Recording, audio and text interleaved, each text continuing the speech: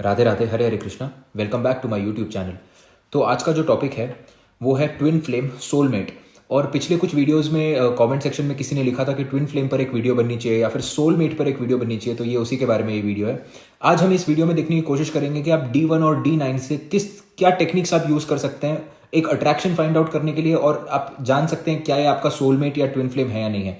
अब उसके पहले मैं कुछ बातों को क्लियर कर देना चाहूंगा। ये ट्विन फ्लेम का जो कॉन्सेप्ट है ये हैवी कार्मिक डेट से आता है। आप एक बात समझने की कोशिश करेंगे, हमारी हिंदू माइथोलॉजी जो है या फिर हमारा वैदिक कल्चर जो है वो इन वेस्टर्न कल्चर से बहुत ज़्यादा रिच है और बहुत ज़्यादा एनहांस्ड है और बहुत ज़्यादा एडवांस्ड है। आप देखेंगे सोलमेट का जो कॉन्सेप्ट है, ट्विन फ्लेम का जो कॉन्सेप्ट है, अगर आपका एक दूसरे के साथ कार्मिक डेट बहुत ज़्यादा हुआ तो ही आप एक पर्टिकुलर सोल को मिल सकते हो। कुंडली में शादी को आप इंप्रूव किया जा सकता है बट शादी को बदला नहीं जा सकता, पार्टनर को बदला नहीं जा सकता। एक इंसान है जिसके साथ आपका कर्म अगर लिखा है 30 साल 40 साल 50 साल, आप उस इंसान को चेंज नहीं कर सकते। हो सकता है कि आप अपने लाइफ में कुछ रूल्स ऐड कर सकते हैं, कुछ एडजस्टमेंट्स ऐड कर सकते हैं, ये सारी चीजें यहां पर आप कर सकते हैं। बट ऐसा नहीं होगा आपके आपने पार्टनर को ही चेंज कर लिया, आपकी शादी किसी और से डेस्टाइंड होनी लिखी थी और आपकी शादी किसी और से हो रही है, ऐसे नहीं होगा। तो यहाँ पर ट्विन फ्लेम का जो कॉन्सेप्ट है that soulmates the people who are meant for each other, या फिर जो एक भ्रांति फैलाई गई है कि whenever you see each other love at first sight, या ये जो भी सिचुएशनशिप है ये हैवी कार्मिक डेट से आती है।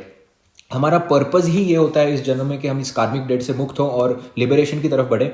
बट ये ट्विन फ्लेम्स और ये जैसी जो कॉन्सेप्ट है सोलमेट वाली कॉन्सेप्ट, ये आपको उसकी तरफ खींचती है।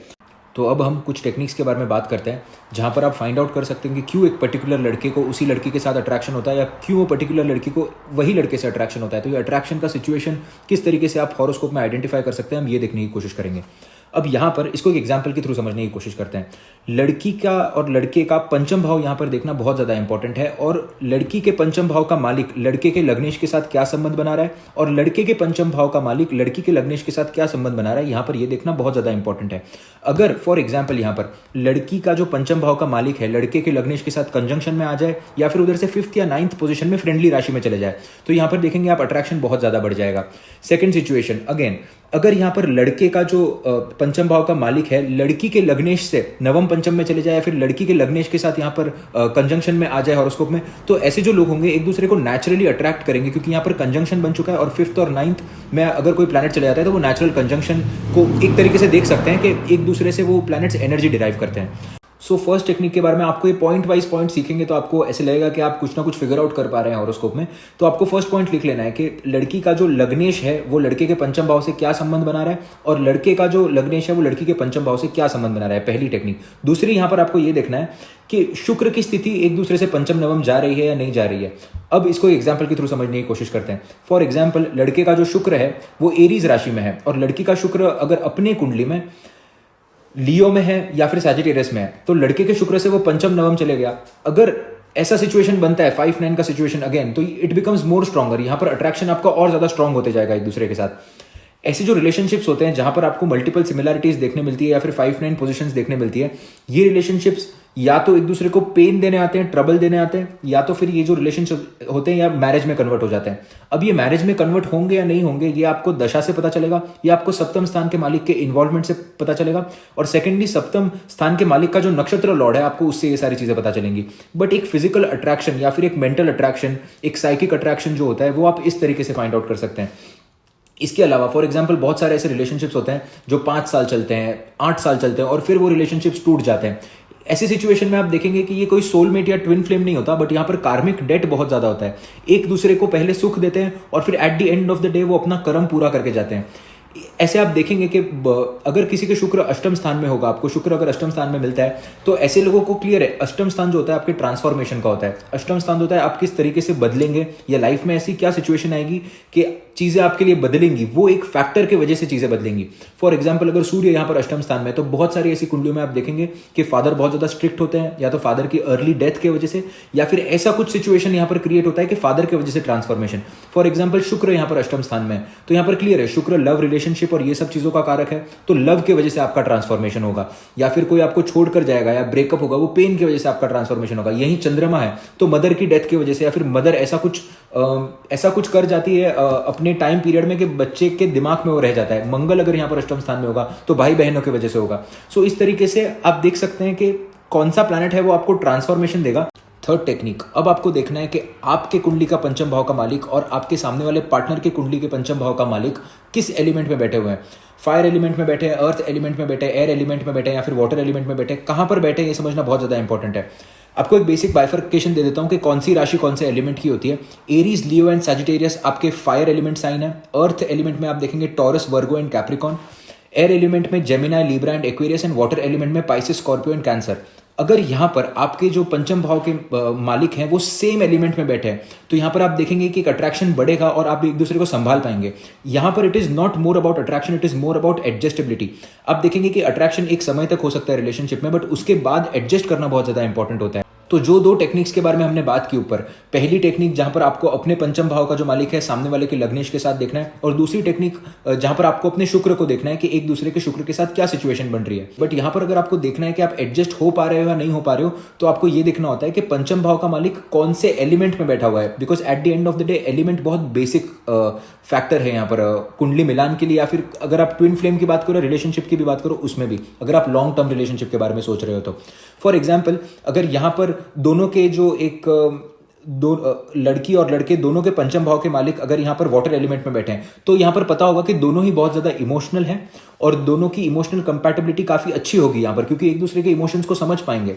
फॉर एग्जांपल अगर लड़का यहाँ पर फायर एलिमेंट वाला है और लड़की यहाँ पर स्कॉर्पियो एलिमेंट वाली है, तो लड़का तो बहुत कुछ बोल जाएगा गुस्से गुस्से में, या फिर ऐसी कुछ बातें कर जाएगा जो शायद उस लड़की को हर्ट हो सकती है क्योंकि वो वाटर एलिमेंट की है। अब आप यहाँ पर देखेंगे कि आपके कुंडली के पंचम भाव का मालिक और आपके पार्टनर के कुंडली के पंचम भाव का मालिक कौन से टाइप ऑफ साइन में बैठा हुआ है। Aries, Cancer, Libra and Capricorn movable sign, Taurus, Aquarius, Scorpio and Leo fixed sign, Sagittarius, Gemini, Pisces and Virgo are dual signs. अगर आप देखेंगे यहाँ पर आपके कुंडली के पंचम भाव का मालिक और पार्टनर के कुंडली के पंचम भाव का मालिक सेम टाइप ऑफ अगर यहाँ पर साइंस में बैठा हुआ है, ऐसी सिचुएशन में आप लोगों की लाइकिंग सिमिलर होंगी और सिमिलरिटीज यहाँ पर बहुत ज्यादा होगी। फॉर एग्जांपल यहाँ पर एक बंदे को अगर हाइकिंग जाना है तो दूसरे बंदे को यहाँ पर घर पर बैठकर टीवी और फिल्म नहीं देखनी है, उसको भी साथ में हाइकिंग जाना है। तो ये जो एक सिमिलरिटी होती है चॉइसेस में, ये बहुत ज्यादा इंपॉर्टेंट होती है, बिकॉज लॉन्ग रन में कहीं ना कहीं अगर आपकी एक्टिविटीज साथ में ना हो तो वो एक डिस्टेंस क्रिएट कर सकता है। तो इस कुंडली में हम लोग एक रिलेशनशिप को लेकर ऑलमोस्ट सब कुछ कवर कर चुके हैं। तो पहली जो टेक्निक है जिसके अंदर आप देखते हैं कि आपके पंचम भाव का मालिक सामने वाले के लग्नेश के साथ किस तरीके की सिचुएशन बना रहा है, वो आपको अट्रैक्शन बताएगा कि कुंडली में अट्रैक्शन रहेगा या नहीं रहेगा। क्या आप 50 साल के होने के बाद भी एक दूसरे से अट्रैक्टेड रहेंगे नहीं रहेंगे, वो पहला पॉइंट यहां से आपको पता चलेगा। दूसरा पॉइंट आप यहां से देखेंगे शुक्र की स्थिति से।